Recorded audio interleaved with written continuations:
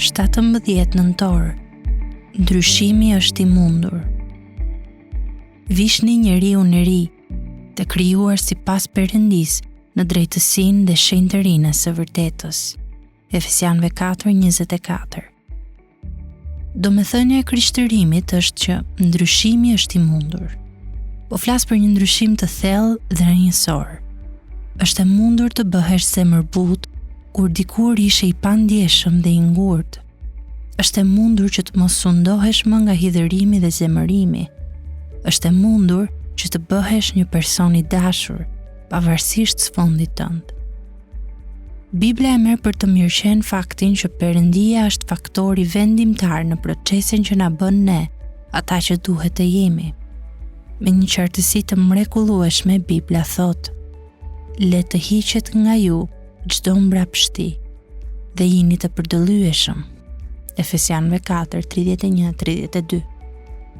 Ajo nuk thot nëse mundeni, apo nëse prindrit tuaj ishin të përdëlyeshëm, apo nëse nuk jeni abuzuar në mënyrë të tmerrshme.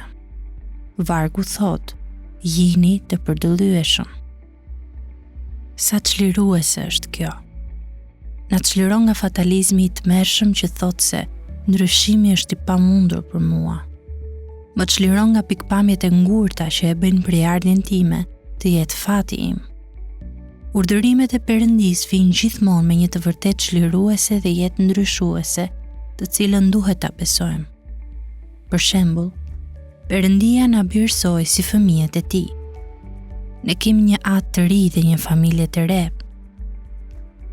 Kjo e vërtet i thyen forcat fataliste të origjinës së familjes tonë. Dhe mbi tokë mos quani askënd atin tuaj, sepse vetëm një është ati juaj, ai që është në qiej. Mateu 23:9. Perëndia na do si fëmijët e Tij.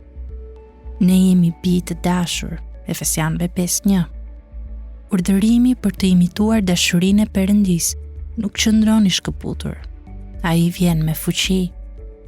Bëhuni pra imitues të Perëndisë si bijë të dashur. Dashuria është urdhërimi dhe të qenë të dashur nga Perëndia është fuqia. Perëndia na ka falur në Krishtin.